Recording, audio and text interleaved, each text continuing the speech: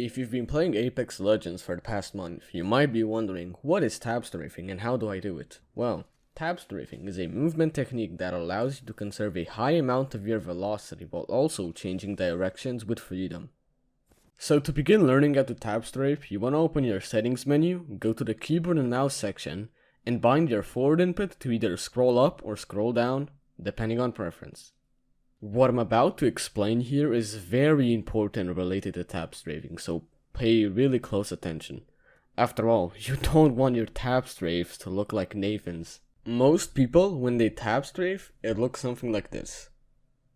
They are not taking advantage of the A and D strafe keys,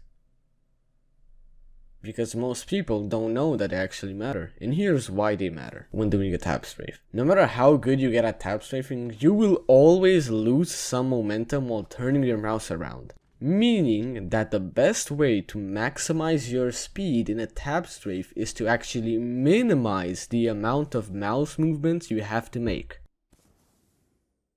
Okay, so how do we do that? You might be thinking. Well, when you do a normal slide jump while holding one of your strafe keys, it launches you 30 degrees in the direction you choose.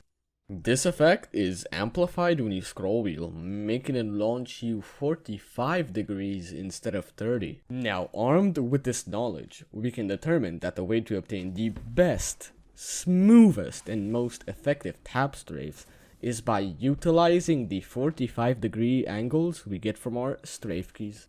For example, if I want to do a 180, I will use a strafe input to turn 45 degrees, that's the red part, and then finish off the movement with my mouse, the blue part. Doing it this way will allow me to preserve more speed and also make it easier to keep my crosshair on target.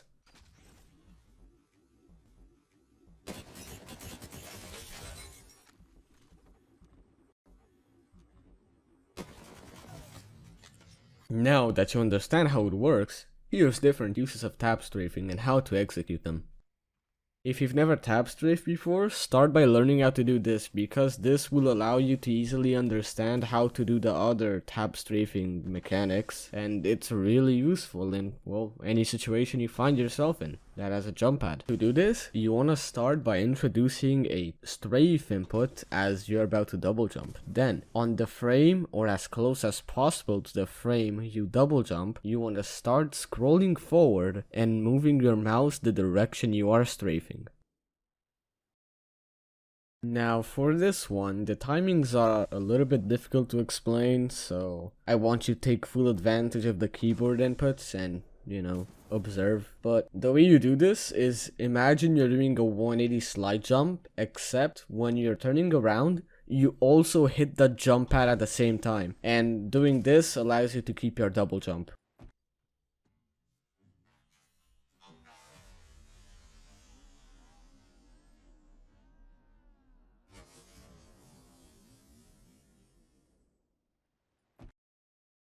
This technique is really useful when you're trying to dodge some bullets in an open field, or when you're shotgun fighting and you want to make your enemy miss one or two bullets. I mean, there's a lot of things you can do with it, you just gotta be creative, Anyways, the way you do this is by just quickly chaining two tab strafes together and a jump input while you're in the air.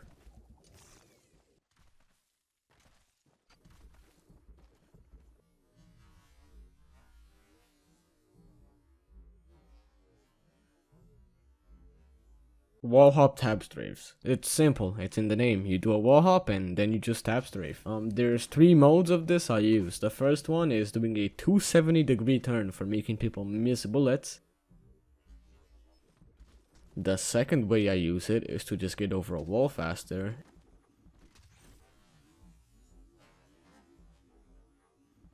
And the third way I use it is to just get up on a ledge.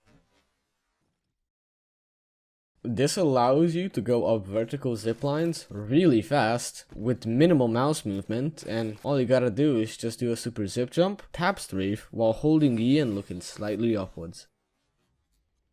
Also, I forgot to mention, you can tab strafe after a super glide, but I don't have that down yet, so I can't really showcase it to you. But yeah, if you found this video helpful, I would really appreciate if you dropped a like and a subscribe, and yeah, have a good day.